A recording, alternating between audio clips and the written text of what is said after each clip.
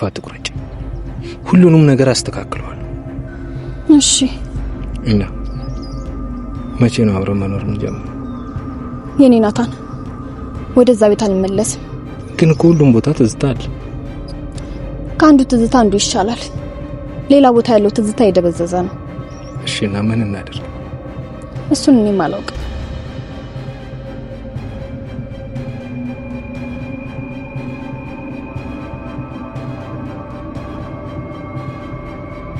አንሳው እንጂ አይ በኋላ መልሼ እደውላለሁ ካንቺ ጋር ሆኜ የምስልክ ማንሳት እሺ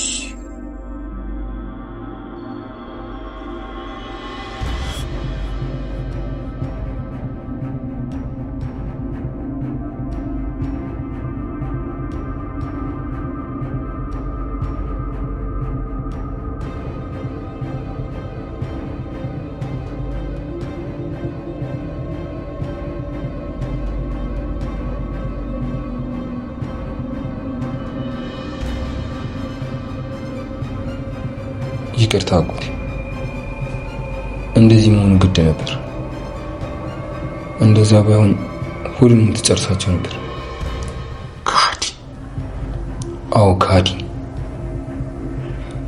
ግን ካንተ አልበስ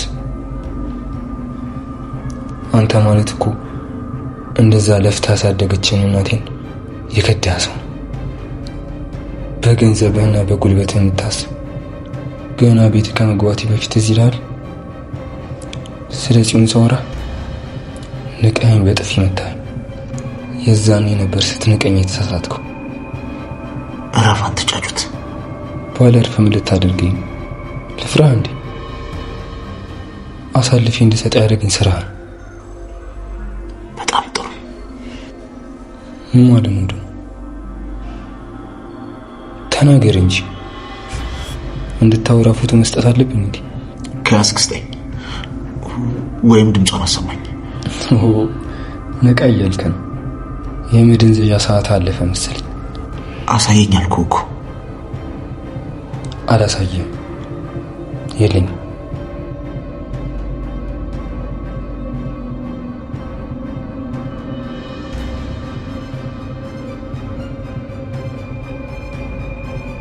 ያፌት በህይወት አለ እዚህ ደስ ያላችሁ ካላችሁ ቪዲዮውን ላይክ በማድረግ ጀምሩት ታዲያ ያፌት በህይወት ቢኖርም ግን ያፌት በዚህ ሁኔታ ላይ መቀጠል እንደማይችልና ናታን በጣም እያሰቃየው መድኃኒቶች ቀን በቀን እየሰጠው ጭንቅላቱን እየቀየረበት ነው ናታን እየተበቀለው ያለው በልጁ ሞት ምክንያት ነው ነገሩ እንዲህ ነው ያፌት ከዛ በፊት ከሱ ጋር በሚያደርጉት ጦርነት ብዙዎቻችሁ ለረጅም ጊዜ እንደወሰደባቸው ጭምር ታውቃላችሁ በአሁኑ ላይ ግን ይሄ ሁሉ ጦስ የመጣው ባንተ ምክንያት ነው ከዚህ ሁሉ ጊዜ በኋላ ወንድሜ መሆንህን አወቅኩኝ ታዲያ አሁን ልገልህም አልፈልግም በህይወት እንዳለ እንድትሰቃይ ነው የምፈልገው እያለ ያኔ ሲያሰቃየውና ጫማውን ሁላ በምላሱ ሊጠርግለት ሲያደርግም ጭምር እያያችሁ ነበረ ያፌት በዚህ መልኩ ይቀየራል ብዙዎቻችሁ አላሰባችሁም ከዚህ ሁሉ ጀርባ ያፌት ተከዳው ብሎ የሚያስበው አቤል ይህንን ነገር መጀመሪያውኑ ከሱ ጋር ጎን ሆኖ እንደሚሰራ ነግሮት በመሃል ላይ ግን አቤል ተቀይሮበት ለናታን እየሰራ እንደነበረ ያፌት ሳያቅበት ነው በዚህ ሁኔታ ላይ ሊሸነፍ የቻለው ቃል በቃል ሲለው የነበረው ነገር ለአቤል እኔ ያኔ ይህንን ሁሉ ሊሸነፍ የቻልኩት አንተ ስለከዳኸኝ ብቻ ነው ከኔ ጎን ነበርክኝ በመሃል አመንኩ ነገር ግን በዛ መልኩ ስላመንኩ ሙሉ ነገሩን አጣውኝ ብሎ ነው የሚያስበው አቤል ግን አንድ እውነታ ይናገራል አንተም ባልከዳህና እኔ ብቻ ነበርኩኝ አንተም ማስቆም የምችለው እኔ ባላስቆም ኖሮ ሙሉ ሰዎችን እንዳለ ተጨርሳቸው ነበር ይሏል ሁለቱ ሲያወሩና ከናታን ጋር ሲያወራ የነበረውን ነገር አይታችኋል ከናታን ጋር ሲያወራ በጣም እየፈራውና ዝቅ ብሎ እሱ የሚፈልገው ነገር አንዳች ነገር ብቻ ነው የእህቱን ፎቶ ማየት ወይ ድምጿን መስማት ብቻ ነው ያፌት እንደዚህ ሲሰቃይና የእህቱን የጽዮንን ፎቶ ማየት ሲፈልግ ምንም ነገር ከመናገር ወደ ኋላ እንደማይል እያያችሁት ነበር በዚህ ሁኔታ ላይ ብዙዎቻችሁ ልባችሁን ነክቷል ታዲያ አቤልም ቢሆን እሱ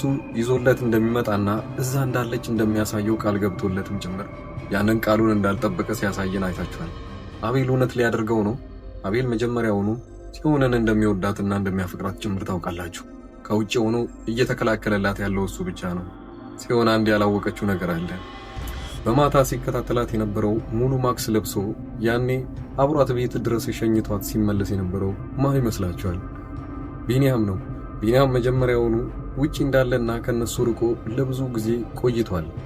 ያኔ ገና ናታን አሸንፍን ብሎ ባሰቡበት ሰዓት ላይ ነበረ ቢኒያም ከነሱ የተለየው። ከዛም በኋላ ጽዮን ስትሰቃይ ነበረ እሱን ስለምትወደውና ስለምታፈቅረው።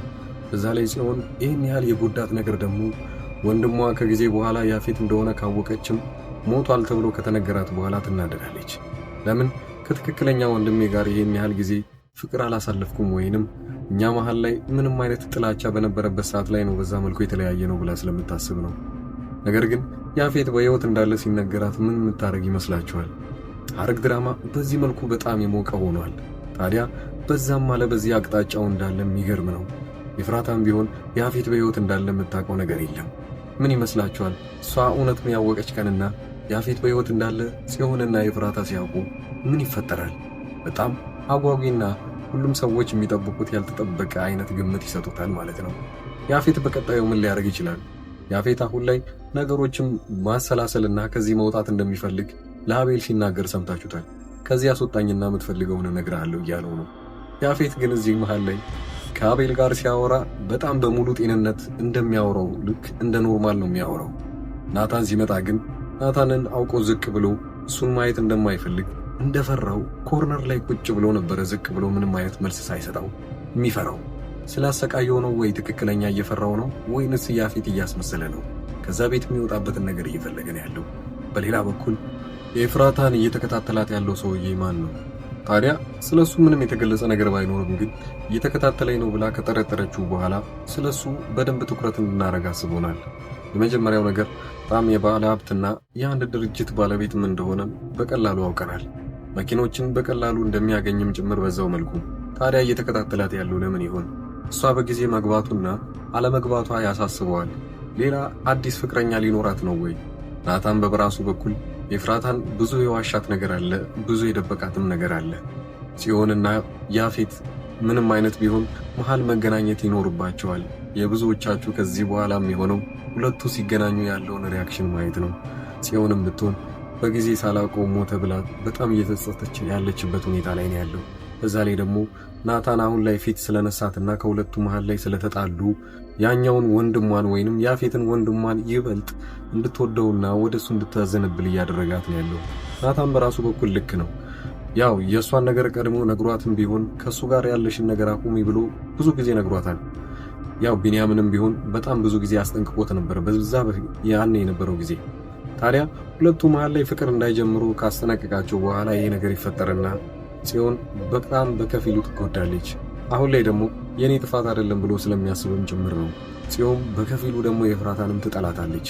ይሄ ሁሉ የመጣው ባንቺ ምክንያት ነው እያላት ናታን ቃል በቃል ለያፌት ሲለው እንደነበረው ስሙን ያው ሚስትህን ወስጃታለሁ፣ ነጥቂያታለሁ፣ እህትህንም ከዚህ በኋላ ማየት አትችልም እያለ ያስፈራረዋል። ነገሮችን መረጃዎችን እየሰበሰበም ቢሆን ያፌት ይህን ያህል ጊዜ እንኳን እዛ ማሳለፍ የሚያውቀው ነገር የለም። ናታንም ቢሆን ድሜ ልኩን እዛ ሊያሰቃየው ነው የሚፈልገው።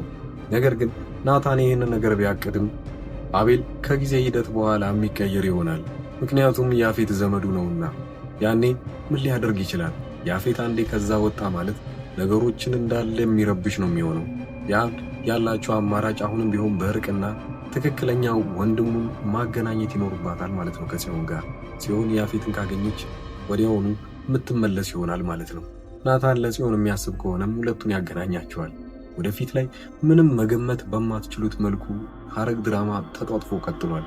እናንተ የራሳችሁን ሐሳብ አስተያየት እያስቀመጣችሁልኝ ቀጣዩ ክፍሎች ላይ ምን እንጠብቅ የምትሉም አላችሁ። በስተመጨረሻም የምናወራው አንድ ነገር አለ፣ ስለ ቤዛ። ሐረግ ምዕራፍ 1 ላይ ቤዛ እንግዲህ የራሷ ቤት ውስጥ ሆና ከነናታን ጋር ተኮራርፋ ነበር ያለቀው። በዚህኛው ታዲያ የት ሄዳ ነው የት ገብታ ነው የምትሉ አላችሁ። ታዲያ ቤዛ በመጀመሪያ ደረጃ መጀመሪያውኑ ከናታን ጋር እርቅ ላይ አልነበሩም ወይንም ተኮራርፈው ነበረ። ከዛ በኋላ ብዙ ረብሻዎች ሊኖሩ ይችላሉ። በመሃል ላይ ግን ያው ኤፍራታ የልጇን የመጀመሪያ ልደት ስታከብር የነበሩት ሁሉም በተሰበሰቡበት ያኔ ቤዛ ጓደኛ እንደያዘችና ጓደኛዋንም ጭምር ታውቃላችሁ። መጀመሪያውኑ ከያፌት ጋር አንድ መስሪያ ቤት ውስጥ የሚሰሩ ሰዎች ነበሩ። ከሱ ጋር ተያይዛ ጠፍታ ነው ወይንስ አሁንም ቢሆን ድራማው ላይ ትኖራለች ብላችሁ ትገምታላችሁ? ቤዛ በዚህ ሁኔታ ላይ የራሷን ቤት ጥላ የምትወጣበት ምንም አይነት ምክንያት የለም፣ አንዳች የተፈጠረ ነገር ቢኖር ነው እንጂ። የመጨረሻውን የሐረግ ድራማ 138 ያለቀበትን እናስታውሰዎች። ያ ማንነቱ ያልታወቀ ሰውዬ ፎቶ ሲያነሳት ቢኒያም ይደርስና ቢኒያም ቀጥታ ፎቶዋን እንዲደልተው ወይንም ደግሞ ስልኩን እንዲሰጠው ጥያቄ እያቀረበለት ነበረ። አብዛኞቻችሁ ግምታችሁ ቢኒያም ባይሆንም ግን ቢኒያም በዛ ሰዓት ፊቱን ማሳየት የማይፈልገው ናታን በጣም እየፈለገው ስለነበረና አብዛኛው ደግሞ ጽዮን አሁን ላይ መጎዳት የለባትም ከራሷ መመለስ ይኖርባታል ብላችሁ ስለምታስቡ እሷ ያኔ መልሳ እሱን የምታየው ከሆነ ድጋሚ ሌላ ረብሻ ውስጥ ስለምትገባ ነው ጽዮን ማየት የለባትም ቢኒያም ራሱ ጸጽቶት እስካልተመለሰ ድረስ። የብዙዎቻችሁ ግምት የነበረው አቤል ከያፌት ጋር ይሰራል፣ ቢኒያም ደግሞ ከናታን ጋር እየሰራ ነበረ። ሁለቱ ቦታ ተቀያይረዋል። እንዴት እንደሆነ ባናቅም ቢኒያም ሲሰራ የነበረው ለያፌት ነበረ። አቤል ግን ለያፌት መስራት ሲኖርበት ለናታን እየሰራ ሁለቱም ቦታ ተቀያይረዋል። ታዲያ አሁን ላይ ናታን ለቢኒያም እየሰራ ቢኒያም አቤል ለናታን እየሰራ ያው ያፌትን እያሰቃየው እንደሆነም ጭምር አይታችኋል። ቀጣዩ ላይ ያመልጥ ይሆን ወይንስ ሌላ የምናየው ነገር ይኖራል? እናንተ አብራችሁን እየቆያችሁ በዚህ አቀራረብ ደስ ያላችሁን ካላችሁ ኮሜንት ማድረጋችሁን አትርሱ። በዚሁ አጋጣሚ የራሴን ቪዲዮ እዚሁ የግል ስራዬን አስተዋውቃችኋለሁ። መልካም ጊዜ። እቃዎች እንዳለ እዚሁ አዲስ አበባ ውስጥ ሆኜ ወደ ተለያዩ ሰዎች በትዕዛዝ የማደርሳቸው እቃዎች ናቸው እና በእነዚህ እቃዎች ላይ ማንኛውንም ወይንም ዋጋ እናንተ ለቤተሰቦቻችሁ ወይንም ለማንኛውም ሰው ለማዘዝ ከፈለጋችሁ እኔን በቴሌግራም በዋትስአፕ እና በኢሞ ማውራት ትችላላችሁ። እንደምታዩቸው የተለያዩ ስልኮችና የዋይፋይ እቃዎች፣ ታብሌቶች ለልጅ የሚሆኑ እነዚህ የተለያዩ ቦታ አገር ሆናችሁ እናንተ እያዘዛችሁ እዚህ ለቤተሰቦቻችሁ መላክ እችላለሁ። ከኤሌክትሮኒክስ እቃዎች ውጪ ያሉትን እቃዎችንም እኔ ጋር ማግኘት ትችላላችሁ። እነሱም በእርግጥ ራሴ ባልሸጣቸውም ዋጋውን የተለያዩ ከሚሸጡ ሰዎች ጋር ወይም መርካቶ አጠገቤ ስለሆነ እዛ ያለውን ዋጋ እያጣራው ለእናንተ መላክ እችላለሁኝ ማለት ነው። ከዚህ በቀደም እንደሚታወቀው በትልቁ ቻናሌ ላይ እነዚህን እቃዎች ሳደርስ ለብዙ ሰዎች ሳደርስና ብዙ ሰዎችም ሲያዙኝ ነበሩ። አብዛኛው ጊዜ ሰው እያዘዘኝ የነበረው የተለያዩ ስልኮችን ነበረ። እነዛንም ስልኮች አዲስ አበባ ውስጥ በአንድ ቀን እያደረስኩኝ ነው። ከአዲስ አበባ ውጪ ለሚገኙ ሰዎች ግን 2 እና 3 ሰዎች አንድ ላይ ወደዛ አካባቢ አቅጣጫ ሲያዙ ወዲያውኑ አደርስ ነበረ። ይህም የአንድ ሳምንት ጊዜ ብቻ ነው የሚወስደው። ይሄ ስራ አብዛኛውን ጊዜ እናንተን የሚያስፈራችሁ ታማኝነት ምን ያህል ነው የሚለው ነገር ነው። ያንን ደግሞ ማረጋገጥላችሁ ከዚህ ቀደም የላኩላቸው ሰዎች አብዛኛው በኢሞ እየመጡ የነበሩትን ልጆች ማንኛቸውንም እነሱን ማናገር ትችላላችሁ። እንደዛውም ደግሞ አንዳንዶቹ ለእምነት ብለው አንዴ ትንሽ ዕቃ ያዙና ያንን እንዳደረስኩላቸው ሲያውቁ በዚህ መልኩ ሌላዎችንም ዕቃዎች ማዘዝ ይችላሉ። የአበሻ ቀሚስ እና የተለያዩ ልብሶችም አሁን ትምህርት ሊጀምር አካባቢ የነበረ ጊዜ ደግሞ ቦርሳና ደብተሮች ብዙ ሰው አዘውኛል። ከልብ አመሰግናለሁ። ሌላው በዚሁ አጋጣሚ እናንተም የምትፈልጉት ዕቃ ካለና እንዳደርስላችሁ መልእክት ሊሆን ይችላል። ማንኛውንም ዕቃ የቤት ዕቃ ሊሆን ይችላል፣ ልብሶች እና የተለያዩ ፈርኒቸር ዕቃዎችም እንደዚሁ እያደረስኩ እገኛለሁ። ዋጋ ብቻ ማወቅም ከፈለጋችሁ እኔን ማናገር ትችላላችሁ። ለማንኛውም እስኪ ዋይፋዎቹን ላከልኝና ልባጣቸው ነው የምፈልገው ማለት ነው። አመሰግናለሁ። በጣም አሪፍ ነው። እገዛለሁ ግን አሁን ሳይሆን ወደፊት የልጄ ልደት እየደረሰ ስለሆነ እንደ ስጦታ ታደርስልኛለህ። እዛው አዲስ አበባ ወደ ለገሃር አካባቢ ናቸው እና እዛ ታደርስልኛለህ። ደውዬ እነግርሃለሁ ሁሉ። አሁን ገባኝ። እና ዋይፋው ስንት ብር ነው? እና የዋይፋው ዋጋው ስንት ብር ነው?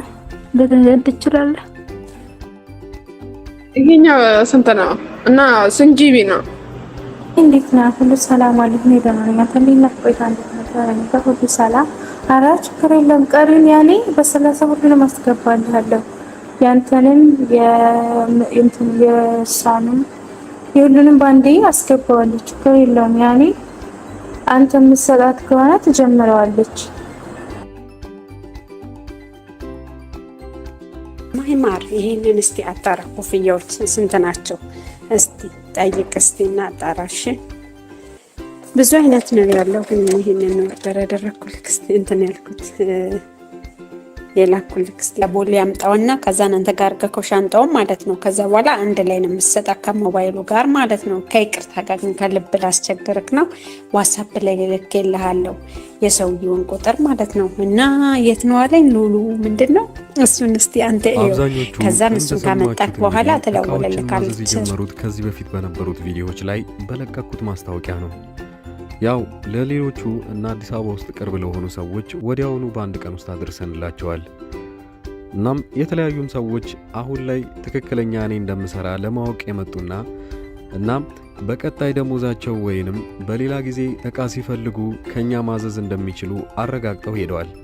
ያንን ብቻ ለማወቅ ብቻ ሳይሆን የተለያዩ እቃዎችን ዋጋቸው ምን ያህል ነው ወይንም እናንተ ካላችሁበት ሱቅ ወይንም እናንተ ካላችሁበት ሰፈር ጋር ዋጋውን ምን ያህል ቅናሽ ነው የሚለውን ካያችሁ እቃውን ወዲያውኑ ማዘዝ ትችላላችሁ። በክፍለ ሀገር ያላችሁና የተለያየ ቦታ ለምትኖሩ ለምሳሌ ወደ ወላይታ አካባቢ ብዙ ሰዎች እቃ እንዳዘዛችሁኝና አንድ ላይ ልልክላችሁ አንድ ሳምንት ጊዜ ጠይቂያችሁ ነበረ። ያም ሆነም ወደ ራቅ ወዳሉ ቦታዎች ላይ እቃ የምንልከው 3 እና 4 ሰዎች ስትሆኑ ነው። እቃውን ወዲያውኑ አንድ ላይ የምናደርስላችሁ ይሆናል። ለጊዜው ግን አዲስ አበባ ውስጥ ለሆናችሁ ዋና የሚባሉ ወደ ባህር ዳር፣ ወደ ጎንደርና ወደ ባህር ዳር ሌላው መስመር በሚገኙ ቦታዎች አንድ ላይ እቃዎችን እንልካለን። እናንተ ብቻ በተለመደው መልኩ ከኛ ምንም አይነት መረጃ ማግኘት ስለምትችሉ በዚህ ሁኔታ ላይ መጠየቅም ትችላላችሁ። በቴሌግራም በዋትስአፕ እና በኢሞ እዚህ ፊት ለፊት ላይ የምታዩት ቁጥር በዚህ እኔን ማናገር ትችላላችሁ። መልካም ጊዜ።